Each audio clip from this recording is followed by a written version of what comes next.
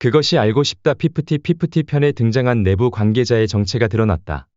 지난 15일 연예 뒤통령 이진호 유튜브 채널에는 그알 내부 관계자 정체, 피프티 키나 복귀 전말이라는 제목의 라이브 방송이 진행됐다.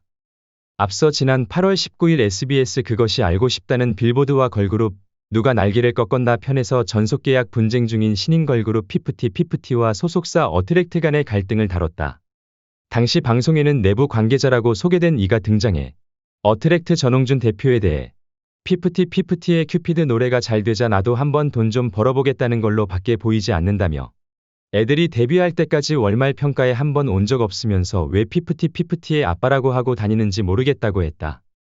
이후 어트랙트는 그것이 알고 싶다의 내부 관계자로 칭해 인터뷰에 나선 신원불상의 A씨는 당사에 근무한 사실조차 명확하지 않은 인물이라며 허위 인터뷰를 진행한 A씨를 상대로 선처 없이 형사 고소를 진행할 예정이라고 밝힌 후 지난 10월 11일 A씨를 허위사실 적시에 의한 명예훼손 혐의로 고소했다.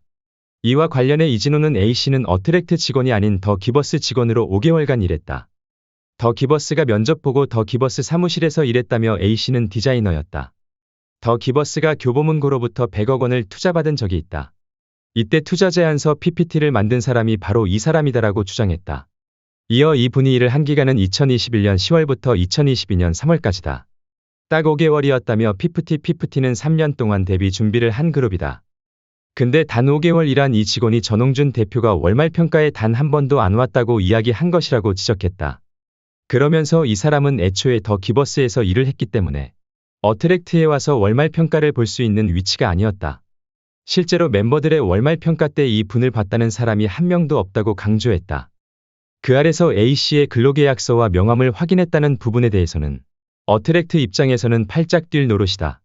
어트랙트에서는 더 기버스에 외주를 줬다. 이 과정에서 더 기버스가 디자이너를 뽑았다. 근데 그 비용을 어트랙트에 올렸다. 그러니까 이 사람은 일시적으로 어트랙트 직원이 된 거다. 정확한 명칭은 홍보팀 디자이너였다고 설명했다. 이진호는 저는 그 알도 당했을 수 있다는 가능성을 생각하고 있다. 왜냐면 명함 자체를 어트랙트 명함으로 가져왔고 근로계약서를 어트랙트 내용이 명시된 거를 가져왔다. 그러니까 이 사람이 더 기버스에서도 일하고 어트랙트에서도 일했을 거라고 판단할 수 있지 않나라고 했다. 다만 그 알 측이 방송 직후 잘못된 점을 바로 잡지 않았던 점에 대해 아쉬움을 드러냈다. 이진호는 방송 직후에 잘못된 부분을 인정하고 사과하며 바로 잡았어야 했는데 어떠한 입장 없이 후속 방송을 하겠다고만 했다. 그 시점에 바로 미숙한 부분이 있었다고 밝혔어야 했다고 지적했다. 이어 어트랙트 관계자가 그 알 관계자에게 핵심 자료를 넘겨주며 다뤄달라고 했던 것들이 다뤄지지 않았다고 덧붙였다. 핵심 자료는 더 기버스와 피프티의 화상 채팅 내역이었던 것으로 알려졌다. 이에 대해 한 제작진은 어트랙트에게 별로 진실에 도움이 안 되는 것 같다. 그렇게 중요한 자료가 아닌 것 같다는 답변을 한 것으로 알려졌다. 앞서 이날 디스패치에 따르면 A씨는 대역 재연 배우로 확인됐다. 제작진과 인터뷰한 재연 배우는 남성이었으나 방송에선 여성으로 성별이 바뀌어 등장했다. 당시 방송에서는 대역 표기를 하지 않았으며 얼굴도 모자이크 처리됐다.